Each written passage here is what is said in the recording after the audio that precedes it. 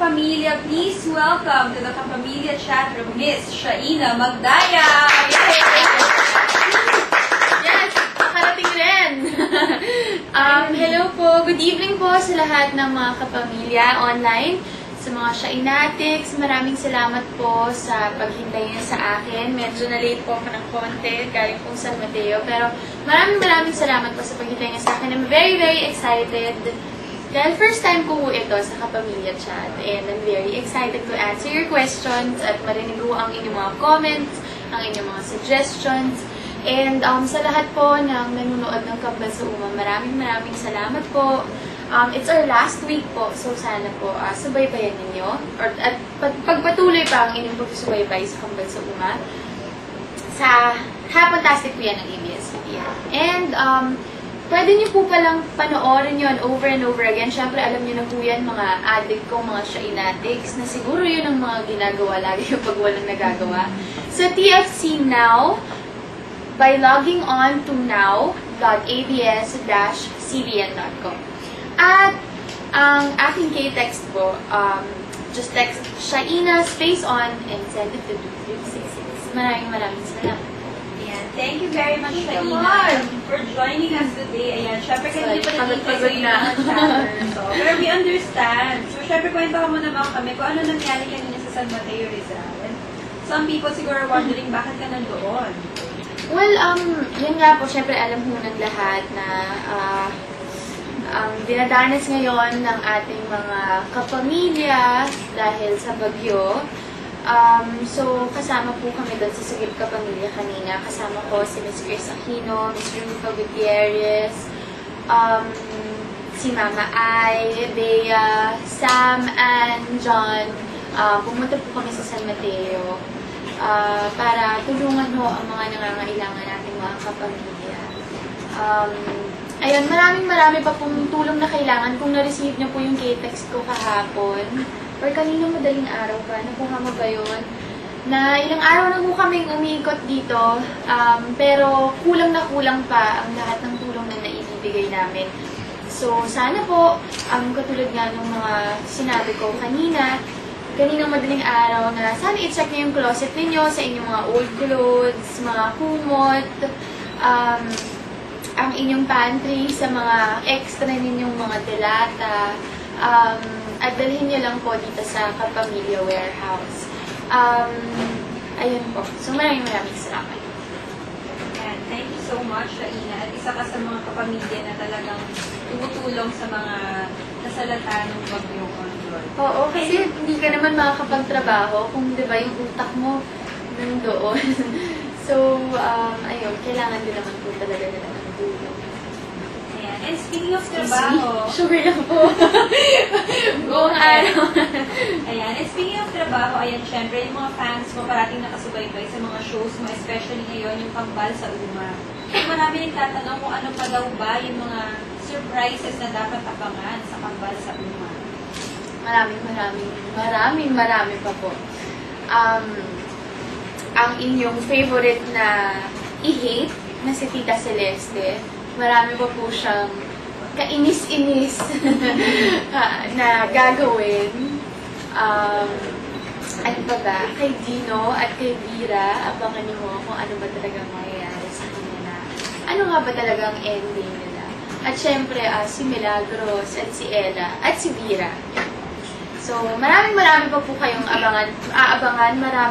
Marami kasing na-revise kasi as we all know, dapat matagal na tapos ang Kambal sa Uma. But with yung response that we've been getting, yung suporta po na nakukuha namin sa lahat ng kapamilya viewers, dahil ho sa inyo, parang humaba, na-extend po kami ng na-extend. So maraming salamat po. Maraming salamat from the bottom of our heart. Ayun. So, dahil doon, marami tuloy kaming mga in-insert na mga kaabang-abang na eksena. So, dapat nilang panoorin yan. Nakahabol ka ba? Sorry. Ayan. Sabi ni Kat, "Hi Ate Shaina, you're so beautiful and cute. I love you." Pagod nga eh. Ayan. Share naman daw some of your beauty secrets. secrets yan? Kasi kahit na pagod ka na, ayan, beautiful ka pa rin. Wala nga, pagod na pagod. Ano ba? Wala naman tayo, well, especially kami, makapal talaga yung makeup namin pag nasa harapan ng camera, pag nagtitaping. So, I always see to it na pag uwi, maski gano'n ako kapagod, nagtatanggal ako ng makeup. Ano pa ba? Kapag may pimple na patubo, naglalagay ako ng ice para mag-close yung pores. Yun lang eh. At saka tulog. Pero wala naman ako masyadong tulog. Swerte lang minsan. Ayan. Si Cher naman, kinukumusta yung love life. Sabi niya, "Hi, Shaina, congratulations on the success of Kambal sa UMA. Kumusta pala kayo ni John Brass? And what is your secret to making your relationship work?" Well, yung sa first question niya, eto may kwento ah. So, sobrang kangalagan po namin na makarating dito sa ABS-CBN.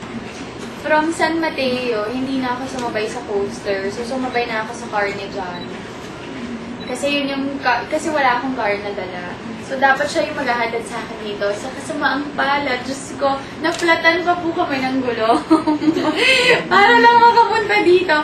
So, naplatan kami, tapos buta na lang yung coaster. Nasa likod siya, so pinara namin, tapos lumipat ako. So, nandun siya ngayon sa gasoline station, pero papunta na rin naman po siya dito.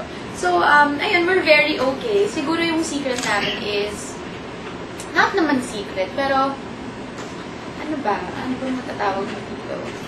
Hindi ko alam kung ano tawag dito, pero kasi siguro, we've been in the business for a very long time. So, siguro, itong part ng buhay namin, we always try to keep it private.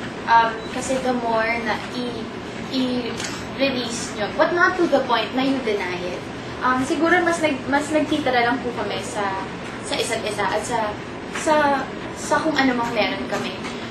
Kasi mahirap kapag ilalabas mo yung maraming sasali sa relationship, maraming gagawa ng issue, hindi naman natin may iwasan yun, diba? May mga ganun talaga mga tao. So, siguro yun lang. Ginagawa lang namin private to. But not to the point na we will hide it from our supporters. Kasi syempre, utang rin naman namin yun. And from the very beginning naman, talagang public property. Sorry, ang dami ko nang sinasabi. Kaya mo ba? Kaya mo yan. Ayan. At syempre, aside from the Shaina and John fans na naka-login ngayon, marami din ang Shaina Raver fans na nandito at nagtatanong sila kung magkakaroon pa daw ba kayo ulit ng show together ni Oo nga, ang mga Sharings, hello nga pala. Sa mga Shajons, sa mga Shakes, hello sa inyong lahat. Kami ni Raver, as of now, wala pang nakapila na project with him. Pero, sana, movie, diba? Or, in the future, we'll see. Kasi namimiss ko na rin na nakatrabaho yun sa Raver. Tagal ko na siyang hindi katrabaho. So, mag-request lang po kayo na mag-request. And natatanggap naman po yun ng management natin, ng mga bosses. So, hopefully soon po. Ayan, si Archuleta fan 08 naman. Sabi niya, "Hello Ate Shaina, I'm your #1 fan. I just want to ask if anong ginagawa mo sa bahay kapag naboboard ka?" Ano ba? Nagtutulog? Hindi. Sa house kasi kasama ko yung dalawa kong pamangkin. So, pag wala akong magawa, kesa tumunganga, it's either magbabasa ako ng libro or lalaroin ko yung pamangkin ko. Kasi nakakawala ng pagod, nakakawala ng stress. Actually, excited na nga ako umuwi at makakasama ko ng aking mga pamangkin. So yun, kapag wala akong ginagawa, hindi ginagawa. Si Paula naman tinatanong, the slumbook question, "Ate, ano po ang favorite color and favorite food mo?" Obvious ba red?